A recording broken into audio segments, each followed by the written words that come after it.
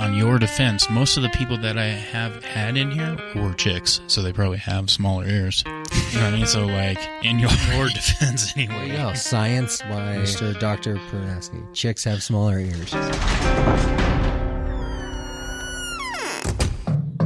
Open up, Colorado. It's 420. Time to grind and burn. This is not your son's stoner show.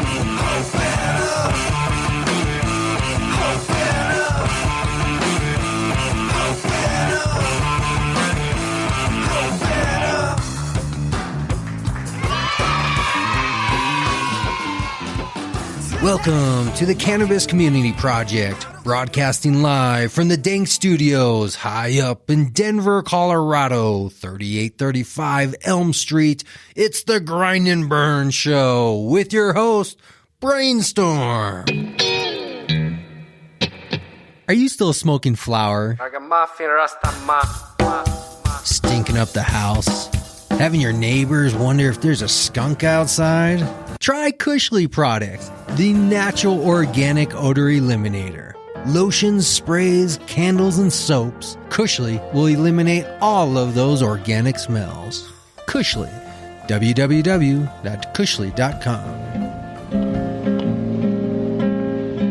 Somewhere in the Black Mountain, he loved a cold river, young boy named Rocky Raccoon. Well, one day his woman ran off with another guy.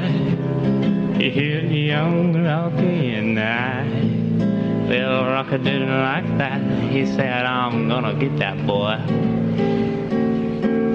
So one day he walked into town and booked himself a room up in the local saloon. Oh, Rocky Raccoon, he checked into his room, only to find Gideon's Bible. Well, Rocky had come equipped with a gun to shoot all the legs of his rival. Ooh, well, his rival, it seems, had broken his dreams by stealing a girl of his fancy. Well, her name was McGill.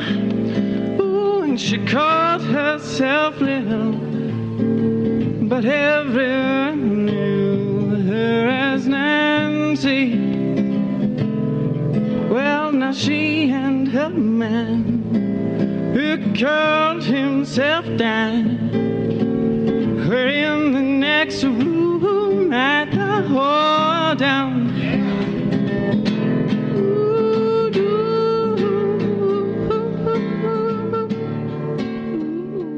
Podcasts that I listen to. Which ones do you listen to? I don't know, like Joe Rogan. Yeah, nice. Mostly. I don't know, whatever my boyfriend's listening to, basically, because then we just listen to it together. So cool. So what are you doing for normal? Is that your main job now? For now, yeah. Yeah. Tell me your name. My name is Priscilla, and I'm the Deputy Director of Normal. Ooh, Deputy Director. I didn't Denver realize Normal. that. Yeah, Denver Normal. We're the local chapter of a national organization for the reform of marijuana laws. What comes with being Deputy Director? What kind of perks and benefits? Oh, that's like all of the responsibility and stress that comes with making sure the organization is successful. Normal is fighting for legalization of marijuana laws across the U.S., and they're out there trying to get signatures for various initiatives. Is that the main? Yeah, that too. Lobbying efforts, signatures, basically keeping the conversation going in a positive direction. What do? You told us what your title is, but what do you do? What do I do? Particularly, I manage our website. Okay. I keep all that content updated. Like finding news type stuff to post and information, that kind of stuff? Yeah, finding news stuff to post, finding bloggers to post. I can't say I've been to the Denver Normal site. I'll have to to check it out. What is it? Mostly a blog site? What's the style of it? It's it's mostly a blog and news and update site. Oh, okay. So How long have you been doing that? Working for Normal? it's almost a year. Almost a year? No, Yeah. longer than that. Because when I first met you, you were doing the street walk and signatures, right? Yeah, and that was 2 years ago. Street walking. Well, I mean, that's basically what you're doing, right? That was you're just last walking the summer, streets. though. Was it just last summer? That was like last spring. Oh, I guess it was. Because I got involved last April or last March is when I went to like maybe their first chapter meeting, and then I got involved with the responsible use campaign. So you accelerated from streetwalker to deputy director in a year. Yeah. Well, anything is possible in America. True. I mean, could be president someday.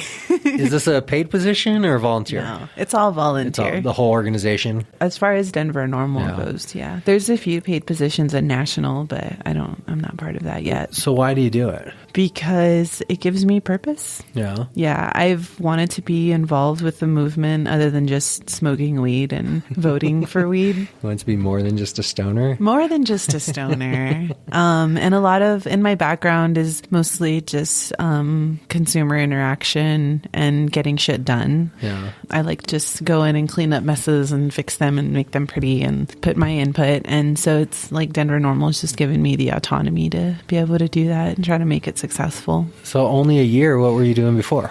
Before, what was I doing before? A whole year ago. Can you... A year ago. Oh, a year ago. Before this job of Normal.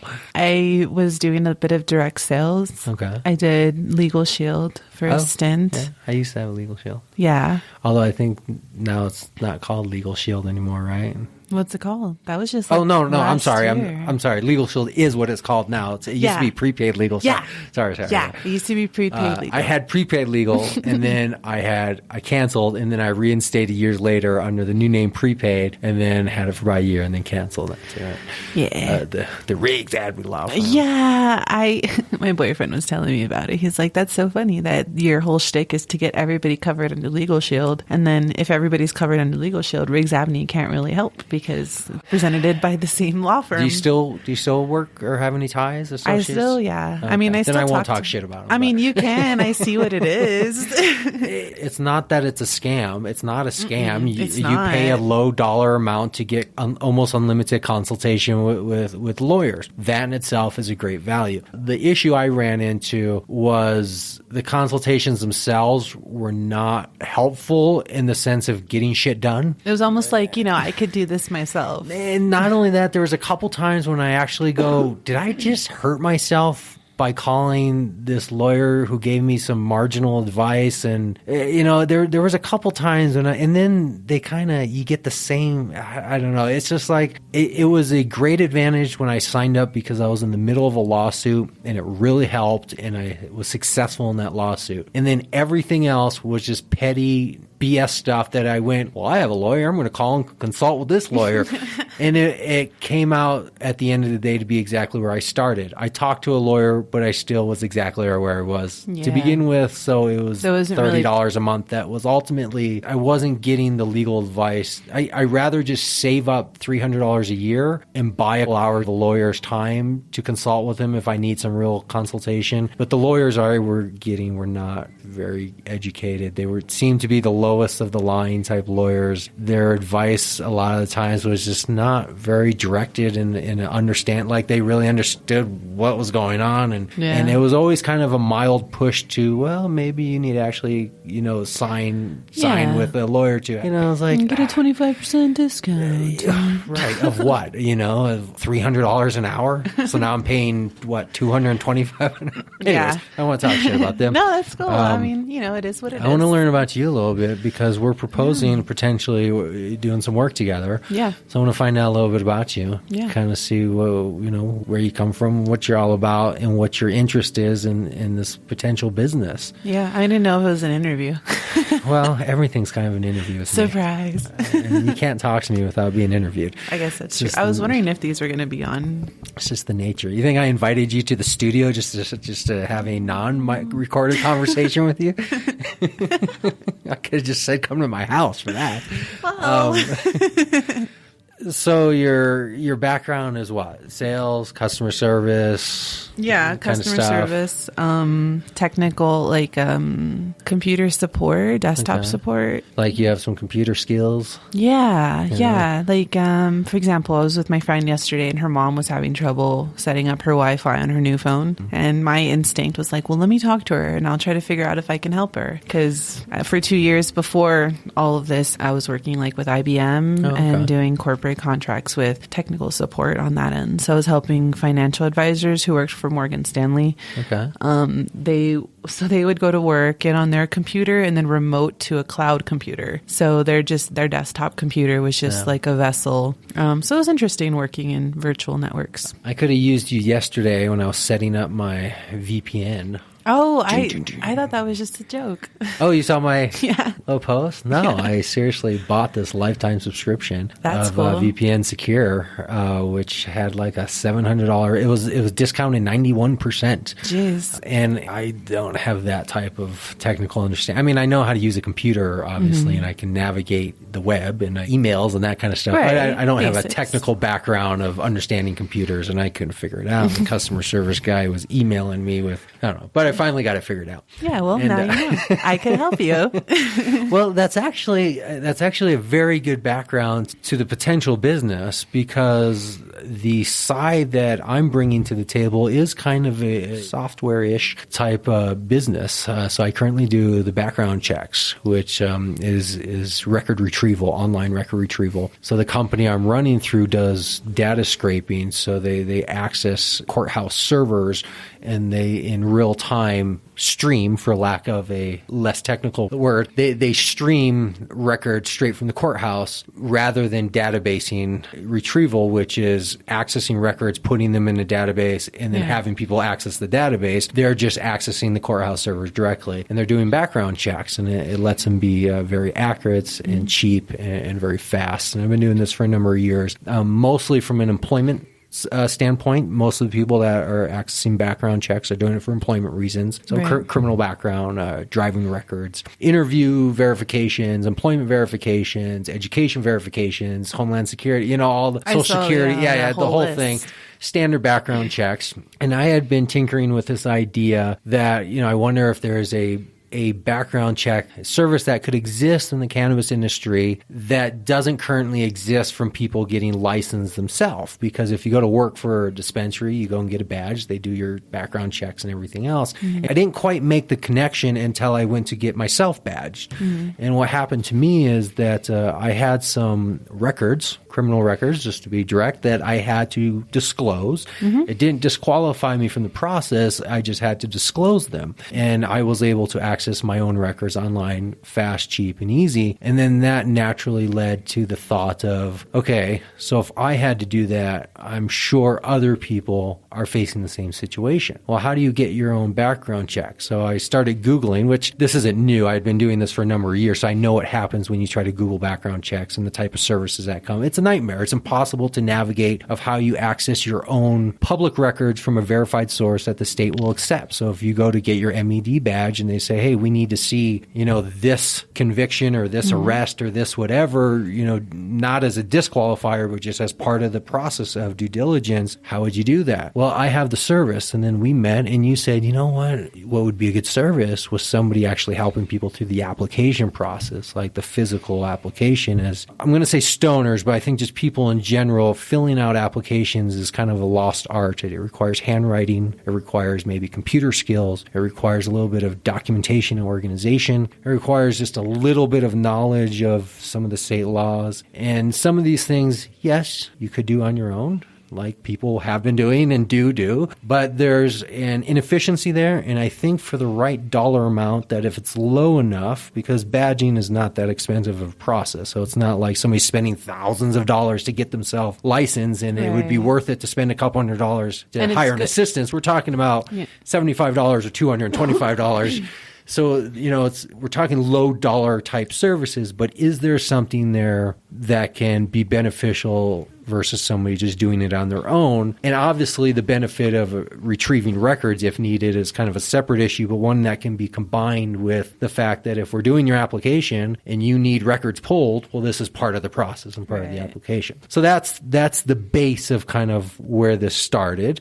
And that's I guess the concept that I'm coming from. Yeah. Tell me what you were or are thinking along those lines. So I like what you're bringing, because the background checking service is really helpful, because I know I had a roommate who moved from Virginia to Denver to put his, dip his toes in the industry and see if it was something that he could be viable doing. So he's very, pro cannabis and has loved the plant for a long time, but got really discouraged when they asked for him to disclose something in his criminal record that wouldn't necessarily disqualify him, but he still had to disclose it, because if with your application, if your information's wrong and theirs isn't, then, you're not going to get your badge. Right.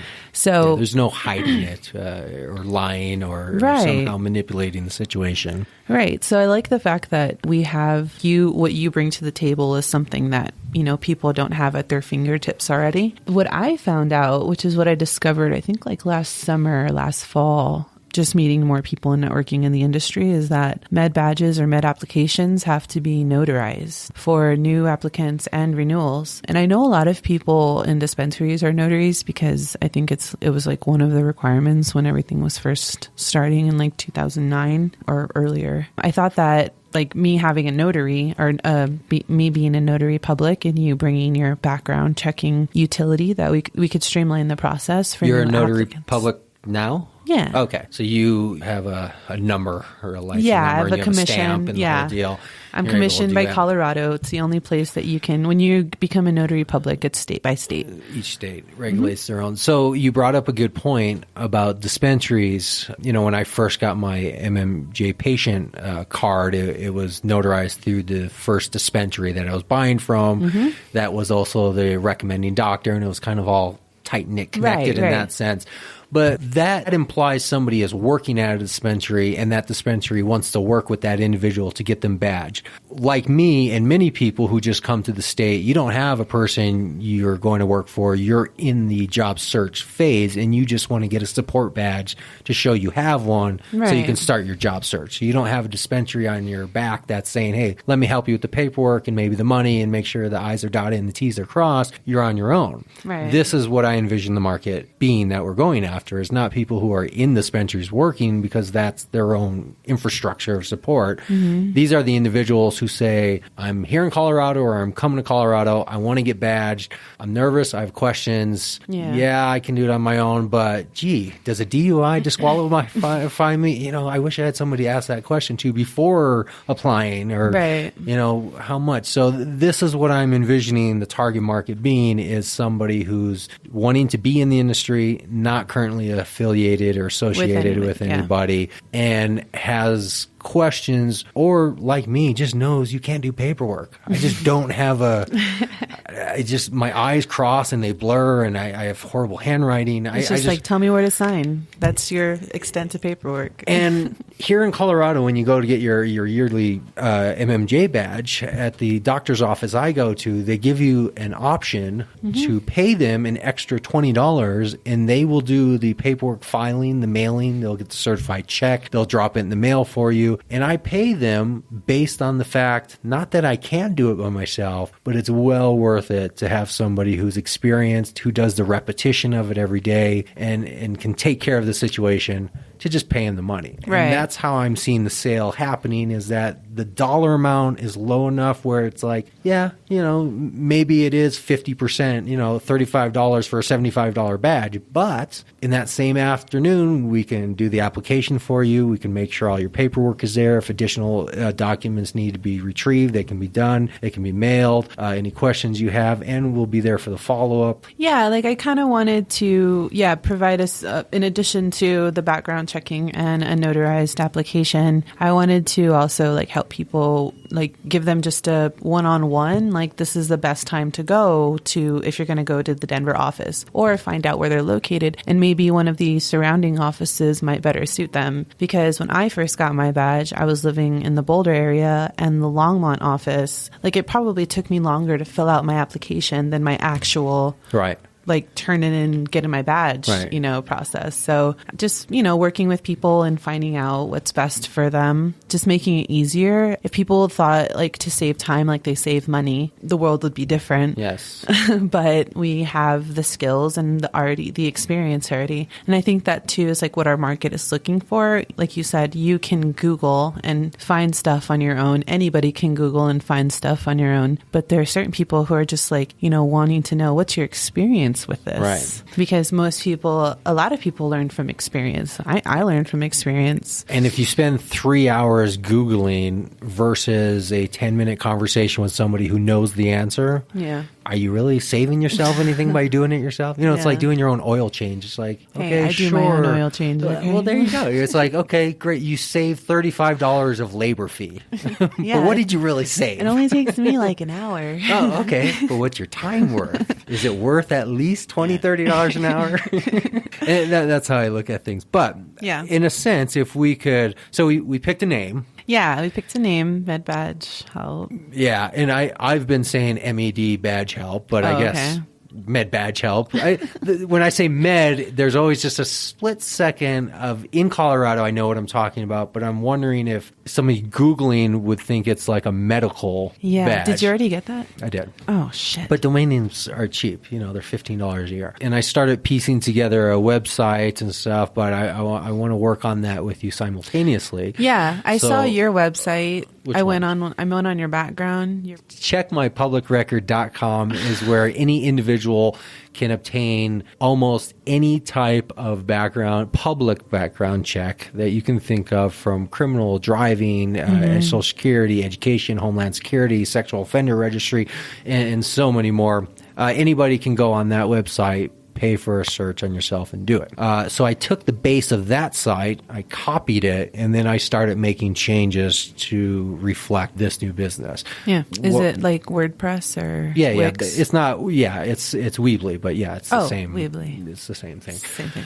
So what I would like to do is actually sit down with you in front of the computer where we can work on it together, because all I'm doing is just transitioning the website, so the base is there. But as far as the verbiage and the wording and all that, I want to do it, simultaneously at the same time. So next week we'll have to find some time when what part of town do you live in? Near Glendale. Like Shotgun Willie's? Okay. So I'm in the DTC, so we're not that far. We're not relatively. far at all. Okay. We're like 10 minutes, 15 minutes away from each other. So sometime next week, you'll have to come to my house so we can jump on my computer and do some work on it. Yeah. But what I want to kind of nail out is like the specific services, in the sense of, like somebody said at a party, what's the tagline of what you're offering? If we can nail it down to, 3 or 4 bullet points of this is specific, notary, record retrieval, application filling. See, like, okay, so this is my vision, is that like at your doctor's office, you can pay $20 and they'll take your paperwork and do everything for you. On the other side, we're kind of working backwards. Like, we'll do all your paperwork, but you have to take it. Right. Because we can't take it for you. We can't take it for you. But once you take it, you know that it's been done by people who understand it, who have the repetition of doing it, who have studied the laws and regulation around it, and who have dotted the I's and crossed the T's to make sure it's complete, so you don't show up and then get turned away because you're missing page 3, or you're missing this, or they tell you got to reschedule because something's not right, which is a huge time, disaster as far as money goes. So what I'd like to do is, if we can work on the services page, or the whatever that is, that's what I want to work on next week, and kind of work on like the specific business model on that. Yeah. What I'm initially thinking is that, how much time do you have throughout the week that you're thinking you want to? It just depends. I still have a few like questions because I'm just wondering if anybody else is doing this yet. No. Because I had one experience with hemp temps. The guy that I talked to, Nick, I think he didn't really know that all applications have to be notarized. And I asked him if he had the webpage. and I asked him if he had some kind of like application printing service or something like that, and they didn't have anything. Yeah.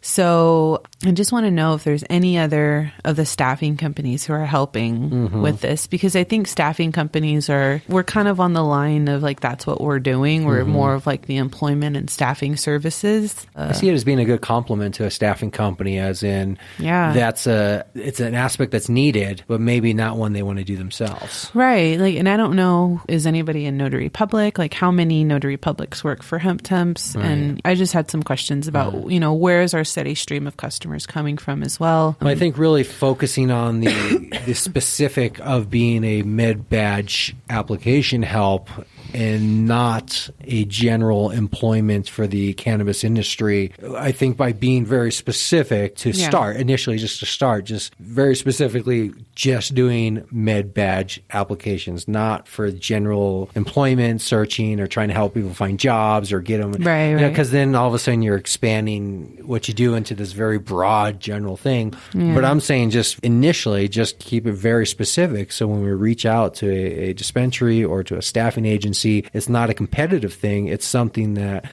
doesn't exist because it's just so specific that we're just helping people get MED badged. We're just studying the regulation on this. We're just answering questions on this. We're just pulling records for this purpose.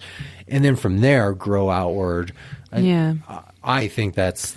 Yeah, I want us to have like that medbadge application service. But I just want us, I guess my idea is so that way we can point people in the right direction if they don't have any direction after the fact, after they're badged. Right. After we're successful with them. Right. Because once somebody gets badged, they're assumably looking for a job. They're employable. And then you want to have those relationships with a staffing company or a temp company to then...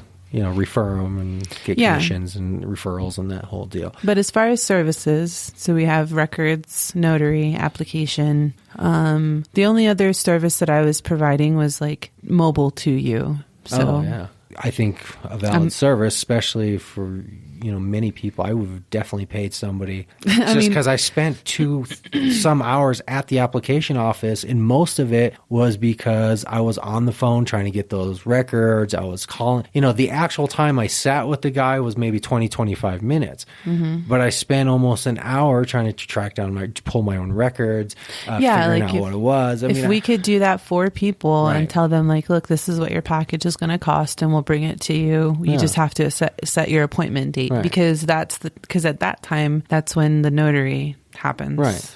So there's a service fee, maybe a delivery fee, maybe a notary fee. Notary fee is $5. And then, if there's additional records that need to be pulled, each one of those, has their own pricing on it. So I'm thinking, definitely, a level tiered type pricing as far as what people are looking for. Yeah, because I don't know where we would operate out of in an office other than I have like a home office. We can use the studio right here. Oh. Well, and I say that because I'm going to be representing it under my brand, under the Cannabis Community Project. Okay. So under my brand, I have 3 podcasts and I have 2 other businesses. So my brand is bringing in companies and stuff that are all cannabis related and doing that. So I'm going to be representing this as here's another product of the Cannabis Community Project, the medbadgehelp.com, and I'm going to put it on my website as an affiliate business of mine, just like I have with Becca and some of the other ones and with the other podcasts. So that's how I'm going to be representing it as a part of the cannabis world, but specifically under the brand of the Cannabis Community Project. Yeah. I met a couple of people who at the career fair who were interested in getting into the industry, but they didn't have their badge yet. So I was like, well, let me know if you need some help. Well, we need cards, right? So we can drop some cards on people. And, I think next week we can probably get the website finalized. I mean, for the most part, all the base of the website's there. It's just the wording of stuff. So we need like our mission and our vision. Right. That kind of stuff. So it's not like as far as like building websites, there's not a lot of work that has to be put into, here's the banner, here's the bot, all the stuff that I just copied all that from pre-existing sites and put it over. So it's kind of there. I mean, I'll probably want it to make like look flashy and shit with like sliders. Well, that's the other thing is a good logo and some art design. If you yourself do, or if you know some, I don't do art either. I don't. If you know a graphic designer, I do. I just don't know any one. free ones. And I think right now I kind of need a free one or somebody that's close to free. I do know graphic designers, but they're like paid. I mean, not real expensive, but at this point when I do startups, I work on such a shoestring budget that I find ways around it, even if it's initially piecing together shitty graphics on our own until I can afford a better illustration, or just pleading with people that can do art and be like, hey, come on, man. Do me a logo or something, or make me an illustration. Have you heard of Fiverr? Yeah. Okay. Well, I mean, that's the only place that I know. Yeah, I mean, anything's an option in those realms. I just don't want to come out of the gate with a $200 illustration fee or logo design out of the gate. Yeah, like we're gonna need a nice logo, but just not right now. So that whole tagline thing. Which did we say a tagline? No, we didn't. We're coming up with a tagline. Yeah, I was like, let's come up with one, because I really want. I want us to have a good one. I want it to be catchy, and I want it to be clever. The only one that came to mind for me was Badge Breeze, like making Badge Breeze. Okay, that's a little obscure, but very juvenile. But yeah, here's what I think we should do. Hold on. I think we should open a shared Google Doc so we can start to plot out ideas on a saved documentation type form. Yeah, we'll do that. If we notebook stuff, it's going to be very hard to share the information. And most likely it'll be incomprehensible to the notebook. It's like, it's so old school. I can't write a note and give it to you. It just doesn't work. When I get home, I'll open a shared Google Doc. Yeah, we can do that. I'll attach you on it. Yeah, that's where we can like start editing stuff for the website. That's typically how I do it with people, just on a shared doc, and then we just put everything on one doc, and then from there pick stuff out and piece it out and do it. Mm-hmm. So I'll do that when I get home. Okay. Pricing, I mean, this is a tricky one. Yeah. Because the product itself is not real expensive. So this is what I found.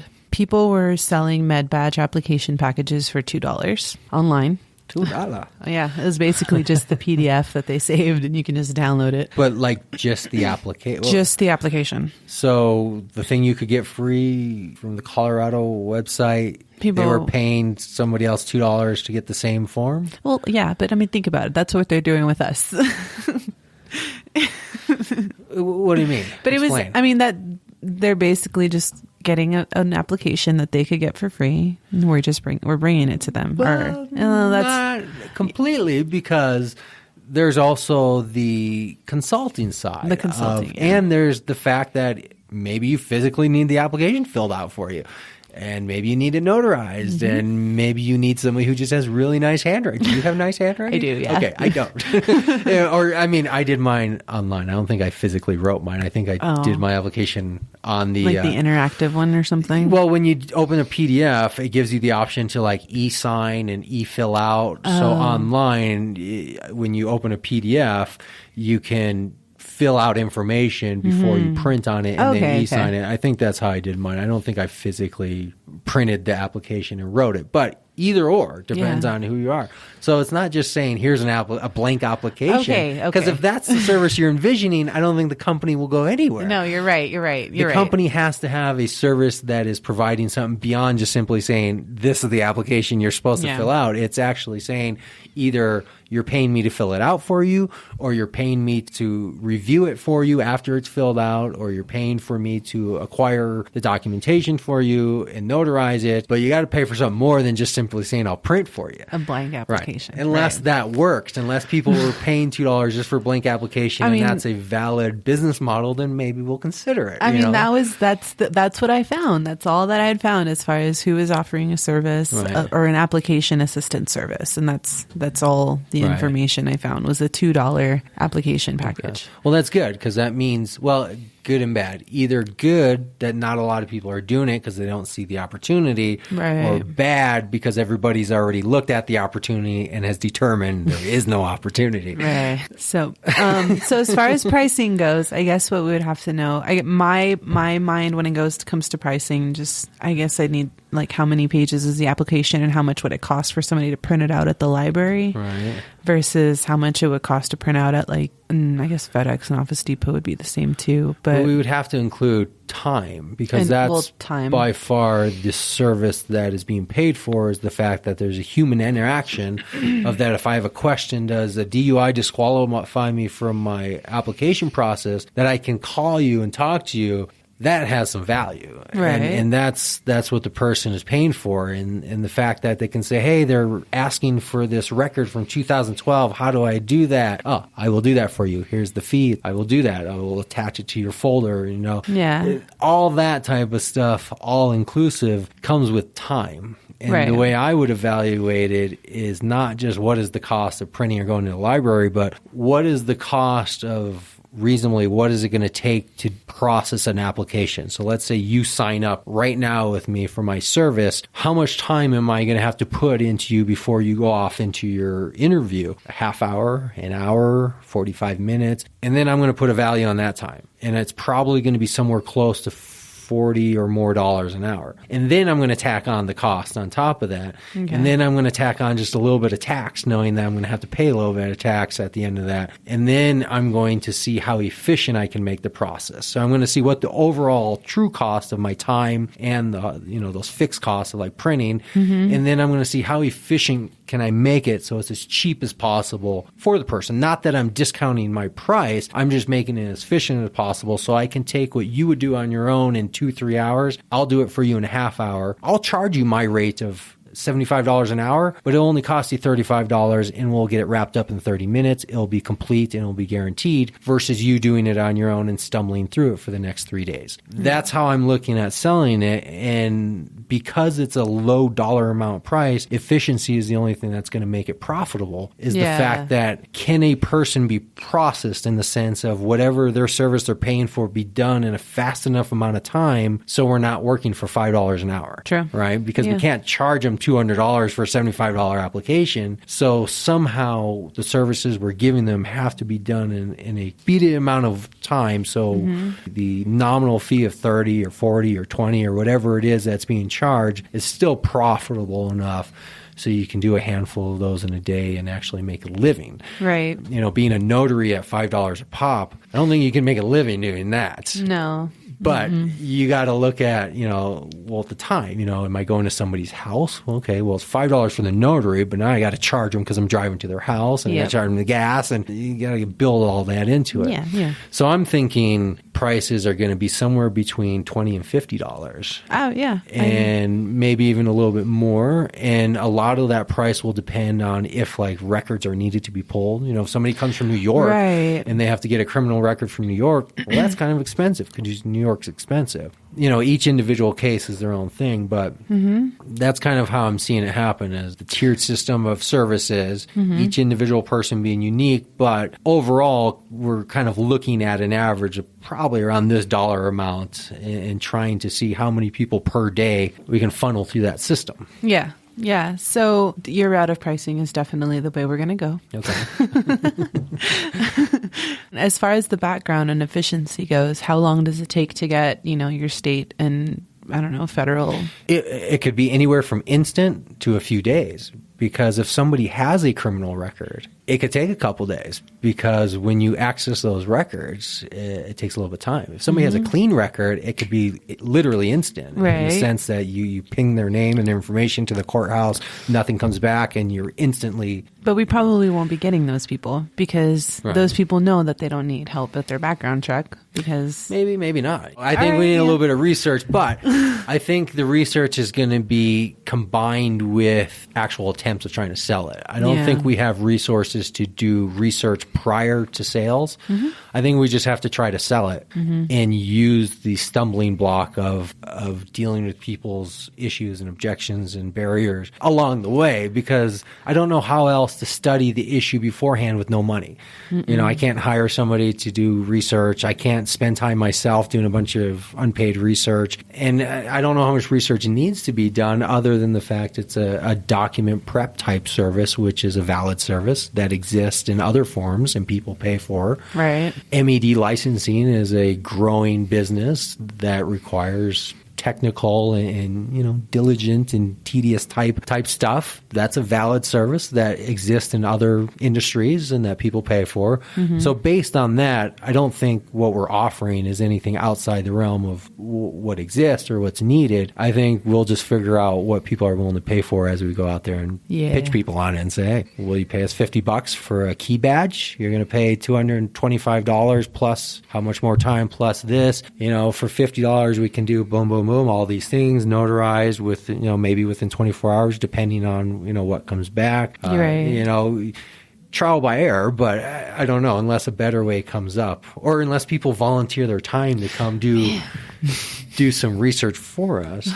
But, so. Yeah, anybody who's listening out there. Well, let's talk for a second about time and work. Yeah. So I have a few other jobs. You're working at Normal. You're the deputy director of Denver, yeah. so you got your hands full. Yeah, but as far as, you know, how much time I have to work on this, just depending on how fast we can get it and off the ground and how many, you know, how quickly we can generate some revenue, but I can, you know, be full force in it as much as I can be, like 10 or 20 hours a week. Oh, okay. Yeah, to try to get it. Okay. Yeah. Good. So what I was thinking was like a 50-30 split, and that doesn't add up to 100. I was like, tell you why. Wait. So here's what I was thinking. Because I know up front I don't have as much time as that to put into it, I know I can't commit a 50-50 partnership in that sense. But what I can commit is about 30% of maybe what you do to 60 or 70% from a time standpoint. And because what I think you're good at is what you've shown that you're good at is going out and connecting with people, and that's what it seems like you're good at, you know, and you have all that experience doing it with the signatures, which ain't easy, you know? Yeah, you know, just talking to random strangers. And it's a lot of work. Honestly, it's kind of the core of really what makes a business work at all is those initial sales calls. So based on that, I would like to offer you the majority percentage and me the lesser percentage, and then use the gap difference to go back into the business itself. So the 20-30% difference is not a profit split, but it goes back into the business for business cards, paying for stuff, you know, just whatever's needed for the business itself. It would be a business account. Yeah, that, like a pool. Yeah, exactly. Just something that would be there for business reasons, you know, for whatever's needed for the business, that money's going into it. And then from a profit standpoint, I like to do a majority, minority, because in a sense, asking you to do the legwork on the sales. Yeah, to get it going. And I will do as much back end and as much, you know, that I can do from just physically being out there like you. So that's kind of my initial thought on that. And you can think about it and tell me what you think about that. I mean, it seems pretty fair. But as far as like what the business model is, to me, it seems pretty straightforward that we're basically contacting probably two people, employment type agencies and agencies that are employing, mostly dispensaries and probably some other MIPS type, surrounding type people that are getting badged. But I mean, as far as badge type things go, you're pretty limited. I mean, there's 500 and some rec dispensaries, 500 and some medical dispensaries, and then there's about 1,000 some other MIPS licenses of, you know, growers and paraphernalia, you know, manufacturers, people that are related that aren't dispensaries, but they're edible companies, that type of stuff. Yeah, the processor. Which puts a cap on like the overall market, right? Yeah. Now, you figure each facility, how many people do they employ? Well, that's more research and stuff that we'll weed through. But overall, we're looking at a handful of a few thousand people. There's probably 20 to 50,000 people employed in the cannabis industry. Not a lot, although it sounds like a lot. Not really a lot. And that's based on the fact that there's only so many licenses given, and then those licenses support so many employees. Yeah. There's only so many Live Wells and Medicine Mans and these big conglomerate type. There's only so many of those. The majority of them are places like this that employ 10, 15 people and probably have a turnover just a few a year, maybe more. I mean, who knows? But overall, we're looking at a market cap of, it's not unlimited. But what I think the advantage is that it doesn't appear a lot of people are interested in getting involved in this type of business right now. It doesn't appear a lot of people are getting involved on the consumer side of badging. There's a lot of businesses that do dispensary licensing.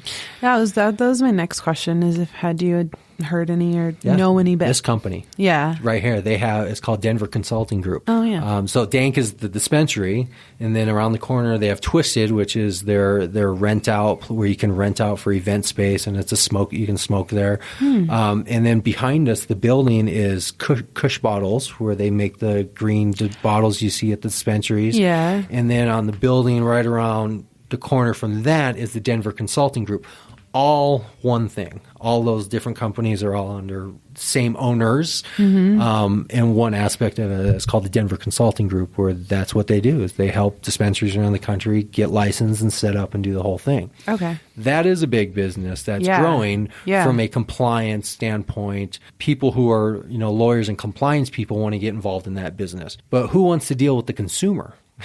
Not too many people. And that's where I think the advantage is. And that's why I think maybe even though the overall market cap is not that big, I think there's something there, because there doesn't appear to be a lot of people that want to get involved in helping people get badged. So we might be able to monopolize a very small piece of a Denver market of helping people get badged, and just an abundance of people just funnel through large numbers of applicants every year wanting to get jobs. And maybe it won't turn into a full-time job. I don't know. Maybe it'll just always be a part-time thing. I don't know. I think that there's going to definitely be a cap at some points, because I don't see that it's unlimited. But that cap is what leads to the next stage of the business, right? I said, initially start off very specific, and then once we maximize that, then look at what's next. Do we move into then the next step of helping people get employed? Yeah. What is the next step of growth? Training? Oh, trimming.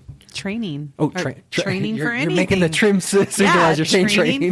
Training for trimming. I mean, that they do training here also. I mean, those are all type things, but we don't want to think too big, because then we dilute the core of what is the model we're starting with that's specific to work with, that has the competitive advantage. And I think that is focusing on the consumers, and by consumers meaning those who want to get badged, versus dispensaries that are trying to get licensed. Right. And focusing on them with a pretty simple play of, it's a convenience thing. Yeah. It's not about knowledge. It's not that we have, it's not like I'm a lawyer and I possess the knowledge of how to get you badged.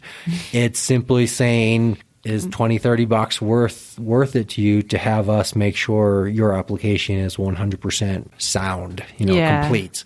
That's what I think the sell is convenience and low cost. And funneling people through in large numbers and trying to make it as efficient as possible of how can we actually do this so it's efficient. Yeah. I mean, there's plenty of people who want to get involved in the industry, but, may think that something on their background could prohibit them, but it doesn't. Right. And this is non-legal type consulting. This is just simply saying we've read all the things that Colorado produces that talk about how to get licensed. We've built some relationships with people at the MED Department of Revenue.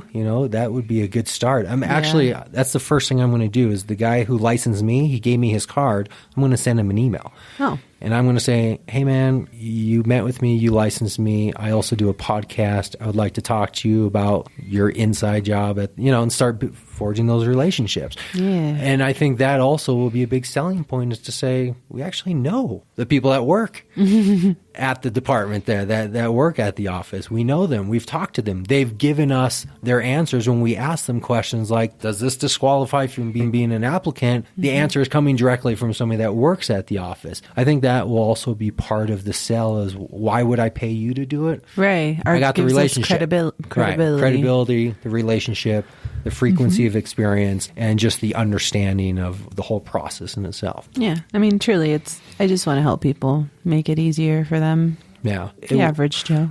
And it wasn't easy, and I'm a person who has to do a lot of applications, and I hate it, but I do a lot in my life. So it's not like, oh, this is the first time in my life I've applied for something. I've had gaming licenses. I've worked at casinos. I have my MMJ patient, red card or whatever, and many other things. And I still hate it, and I still make mistakes, and it's still something I don't want to do. So I can only imagine somebody who's never had to do that process before coming here for the first time, somebody who's young, 18, 20 something, getting one of their first jobs, looking in the industry. It's probably an overwhelming experience. And that's where I think the sell of just simply saying, $35, man, $35 in 24 hours and a guarantee. I mean, and just from thinking back to the career fair, the diverse group of people that are coming into the industry is like outrageous. You have accountants, white collar people coming into a cannabis career fair. Yeah. And, if somebody was like, hey, get you paid $35 for some chick to do this for me, go ahead. Right. Yeah, a lot of people, like when I followed up with the people who stopped by the normal booth and dropped off their resume, one of my biggest questions, or one of the questions I asked them, is if they had any luck at the career fair. So, a lot of, there's definitely a market for it, and people will pay for convenience. Yes. and that is a legitimate business model. Yeah. It's just being a convenience. Yeah. Hence convenience stores and everything else, McDonald's. I mean, everything is basically a convenience pay type thing. Right. Prepaid legal is a convenience of just simply paying a low dollar amount to have access to talk to somebody. I mean, that's a convenience. Yep. Or Legal Shield, sorry, I guess. Whatever.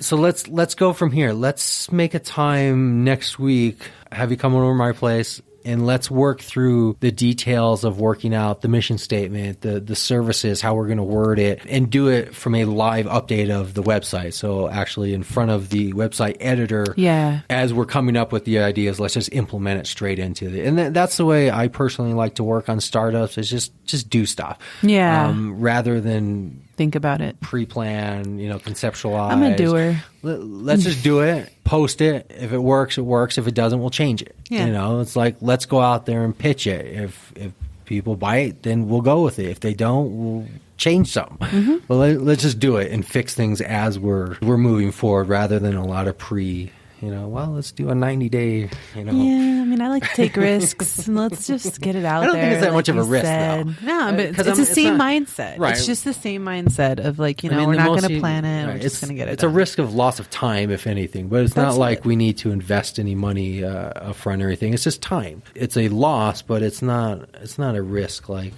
I'm already doing cannabis stuff.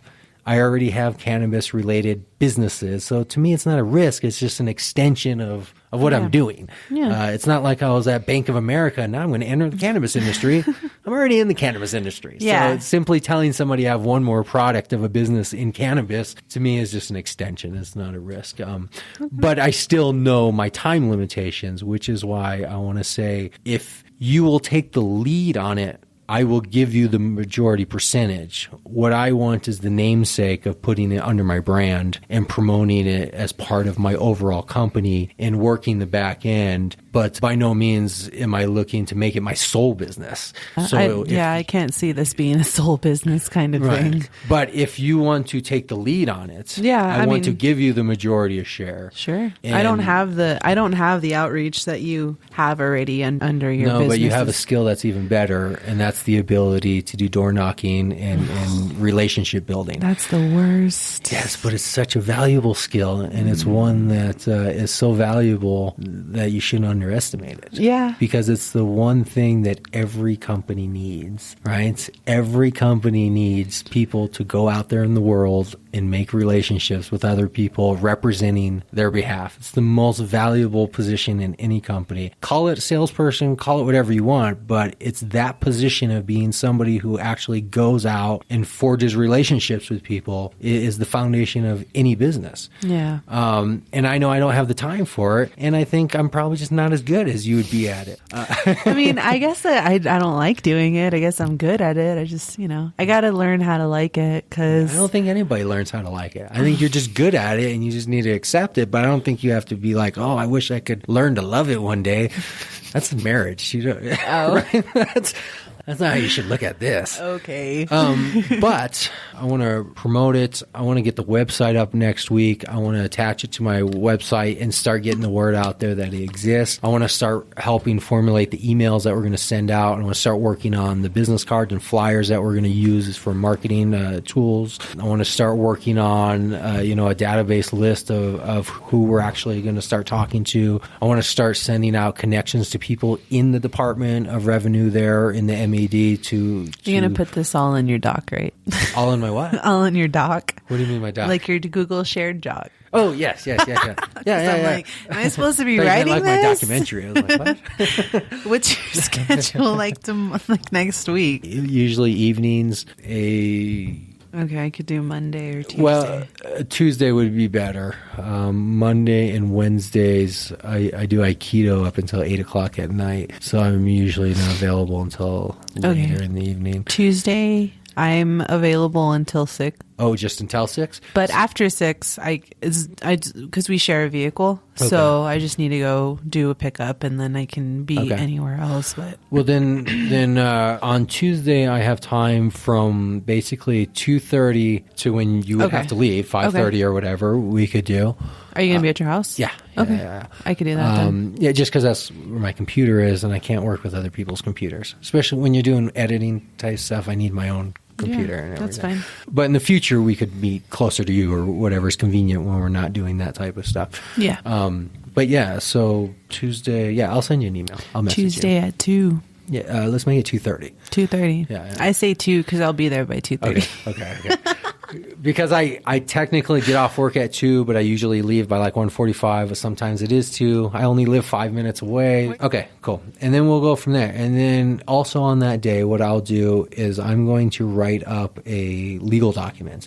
You are going into business with Cannabis Community Project. It's going to be under my business name. And then I'll write up like a document and I'll place it so you and I will be co-owners in this specific entity. Not you won't be becoming an owner in my business Cannabis Community Project, but in this specific thing, we will become co-owners, 50-50 ownership, but with a split of profit that is more on your side. So we'll be equal owners. So as far as making decisions and doing stuff with the company, it'll be 50-50. But from a profit share split, I'm going to lump it majority on your side.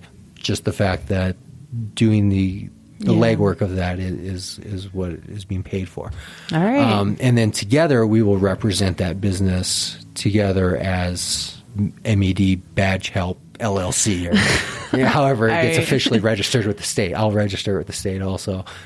So we'll officially, legally become business partners in that sense, and then we'll get to work on it. We'll get the website up and running. We'll print up some cheap business cards from Vistaprint.com, some $10 ones. Put some illustrations together, even on my own. I'm not an artist, but I'll piece shit together if I have to. Yeah, I'm sure we can come up with something. Yeah, do a little flyer, and then we'll start working on a little database of who to reach out to. Start working some standard emails. Yeah. Like some marketing emails. Yeah. We'll work on all that stuff, and we'll get it in the can. We'll get pitches. We'll work on exactly what we're saying. We'll work on it from a full blown. This is a business. Let's make money standpoint. Okay. Yeah. Yeah. Okay. That's good. All right. Okay. Where can we smoke? We'll go around the corner. How do you feel about your first podcast experience? It's good. And I'm going to put it on my show. as Oh. part of content. Oh, okay. Certain details will be edited out, but I'm going to use this as content. And as content as kind of an introduction to the business itself. So I'm going to broadcast it on my show as an introduction to here's a new business I'm developing. So I would encourage you to listen to a few of my shows so you understand what I do and how I do it. Yeah, I should probably understand you a little bit more. Other than that, Unfamiliar guy. I'm good. Okay. Yeah, I'm not just Becca's freaky friend. Yeah, that's all I thought.